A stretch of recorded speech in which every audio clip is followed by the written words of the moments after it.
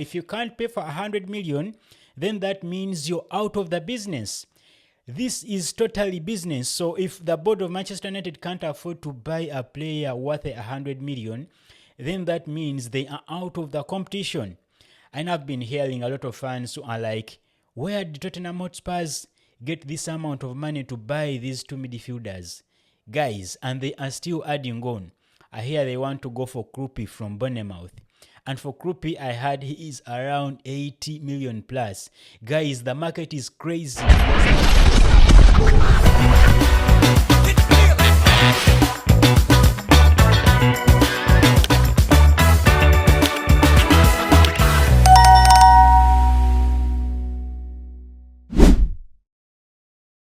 Wow.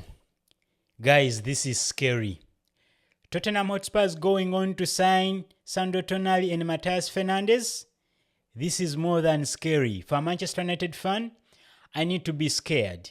Guys, let's not forget, I don't want to be like this kind of fans who are like, oh, those will be flops. Matheus Fernandes was once relegated, once or twice. I don't want to go or talk about that. But guys, let's not forget these are good midfielders. These were once targets for bigger clubs. Sandro Tonali, he was once a target for Manchester City. He was also once a target for Manchester United. Matheus Fernandes, he was once a target for Real Madrid. We know very well that Jose Mourinho wanted this guy so much and he wanted him to join him at Real Madrid. He was also once a target for Manchester United. Now, I don't want to act like a Manchester United fan who is like, oh, Matheus Fernandes was over expensive. I don't want to go for this. The board is saying they are like, we can't go for an overvalued player. What do you mean by an overvalued player, guys? Let's look into the market and see how much players are going for. If you're seeing Elliot Anderson being sold for 116 million pounds, what do you think Tonali has to cost you? Of course, I won't say that he is worth 100 million, but now this is the market. If you ask me whether these two guys will work for them, football is like gambling. It's like a business. It's gambling. We saw Manchester United trying to buy Rasmus Højlund for 75 million, trying to go for Mason Mount for 55 million. It never worked for them. They bought Ugarte. He was a bench player. It never worked for them. Now they fear to reinvest. They feel like if they invest in 100 million, it feels like it's a lot of money. But now, this is where football is going.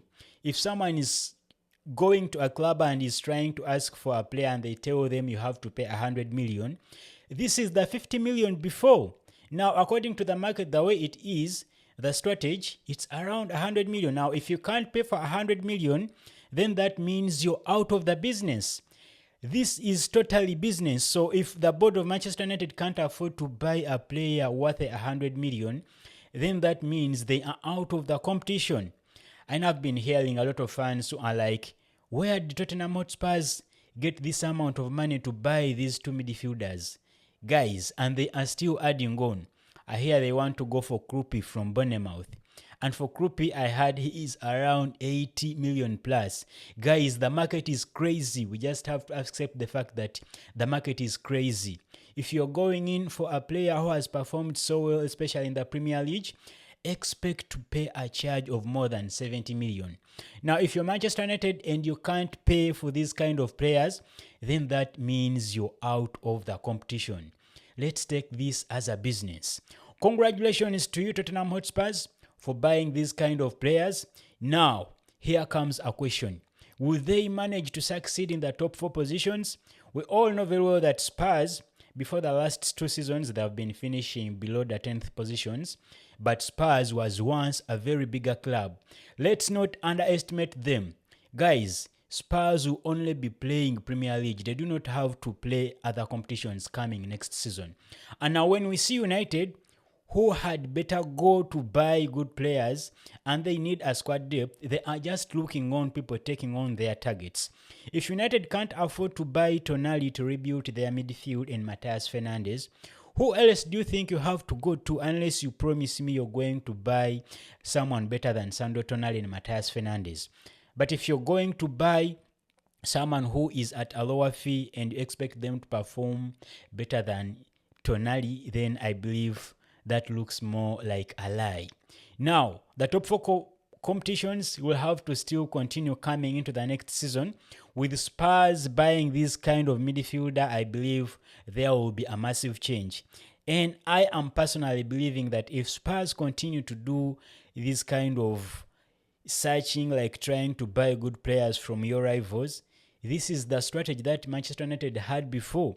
United used to go for bigger players who used to perform well in the Premier League. They could buy and bring them into their team and they would perform well. They kept on competing for the bigger trophies because of this tactic. Now, if Spurs is also trying to invest in and doing the same strategy as Manchester United used to do before, then I feel like this is a right strategy for Spurs to go. Now, if you're a fan who is like, no, they might be flops here and there, bro, this is business, guys. Let's not forget, it's business. If Spurs go for this kind of midfielder, it will be a great addition, and let's not underestimate De Zerbi.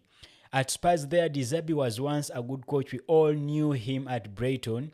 We used to see De Zerbi coaching Brighton so well. He brought them into the top flight, which is the 6th positions, and I believe he is a good coach. He might bring back Tottenham Hotspurs into better positions. It has to be 6 and above. It has to either be 5, 4, or 3. You never know, because these other clubs like Chelsea, Manchester United, Liverpool, and Man City plus Arsenal have to play all the competitions.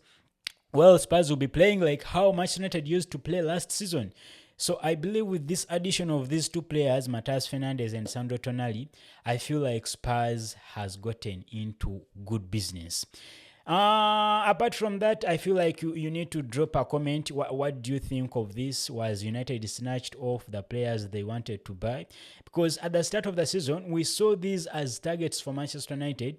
They had to use this after getting snatched away by Manchester City to buy Elliot Henderson. I felt like they had to go for these two midfielder, as we used to know very well that United used to buy from the Premier League most of the best performers in the league, or that had performed before in the recent league.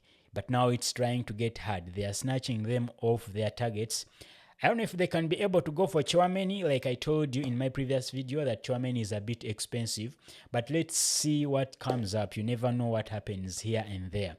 Smash a like on that video. Drop a comment. Let me hear from you. I need to know what you feel like, or what you have to say. What do you think Manchester United will have to buy in the summer? And I'm coming back with another video. We need to talk about Manchester United defense. It's a little bit shaky. I feel like it's not good enough to go into the next season. I'm Sir Big Mike. I'll see you in the next one. Peace.